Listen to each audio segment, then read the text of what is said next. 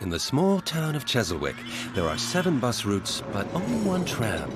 A museum which exhibits a dinosaur skeleton. A castle ruin with a beautiful view, but without a ghost.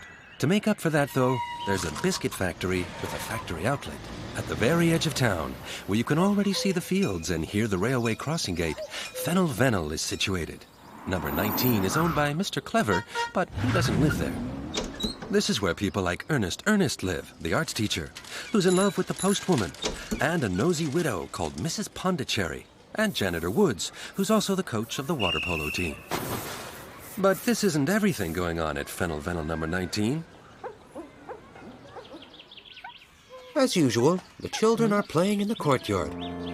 Oh no, today they don't want to do anything. Only Pipa is doing something, making soap bubbles.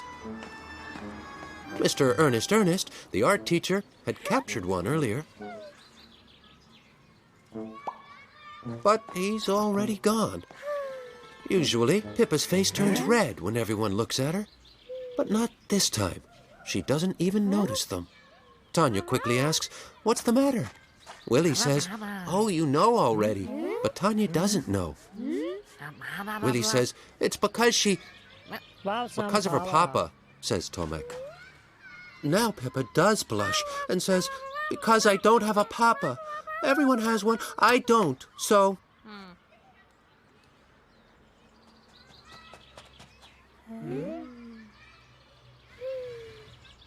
Willy says, "Maybe you'd like to have mine."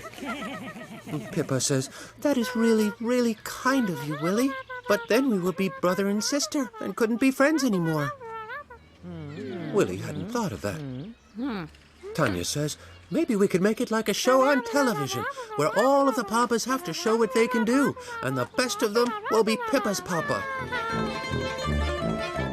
Welcome back to everyone's favorite show, Who Wants to be Pipa's Papa?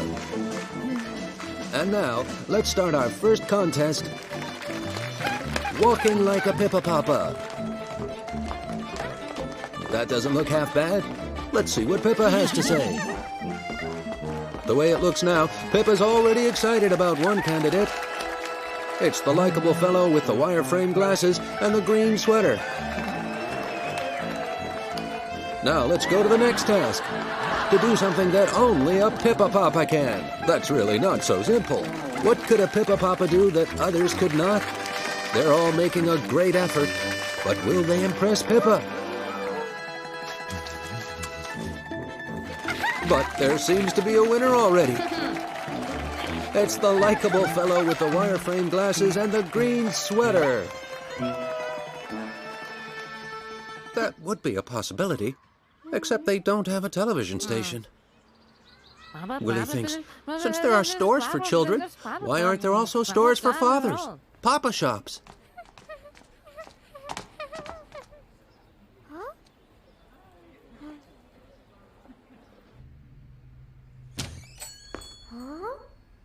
That would be really funny, when Pipa could simply walk into a store and there'd be a nice saleswoman who would ask, "May I help you?" And Pipa would say, "I'd like to have a look at your selection of papas." And the saleswoman would say, "You've come to the right place. We've just gotten a new shipment of new models. Here's the Cuddle Papa CP36, a lovely model you'll be glad to take home. He changes diapers, cooks porridge, pushes strollers, plays sports in his free time, and doesn't even snore."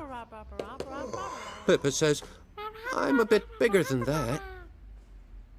"Oh, have a look at our new Super Papa 3018. He can fix a bicycle, help out with homework, cook dinner, and build a kite." Pipa says, "I'd like to have just the right papa for me, a very special papa." Well, that would be our Papa Special K2P2. He can build spaceships and remote-controlled cars. Pipa says, "I want this one here." Him? He's not even unpacked yet. "This isn't a self-service shop," says the saleswoman. But Pipa has already decided. Yes, that would be pretty funny, thinks Pipa. But Tomek has another thought. How would it be to build a papa from a construction kit? One day, a big box would come through the mail. There would be many, many individual parts inside and a booklet of building instructions. First, you must inflate piece A.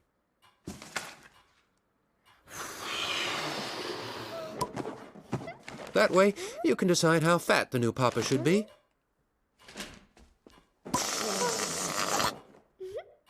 Then you choose a hair color. And after that, a nose.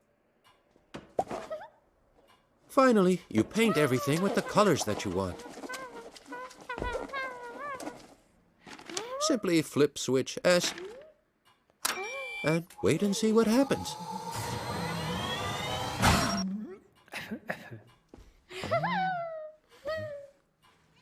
That would definitely be funny. Miss Gardner's coming. She's the mail carrier and Pippa's mama. Pippa tells her that she's prepared a pizza for them all on her own. Mr. Ernest is coming. I made a Hawaiian pizza. Mr. Ernest is quite excited. Hawaiian pizza? That's my favorite. What a coincidence. Boldly, Pippa asks if Mr. Ernest would perhaps like to join them for dinner. Mr. Ernest blushes. But of course. And then Pippa blushes too, because Mr.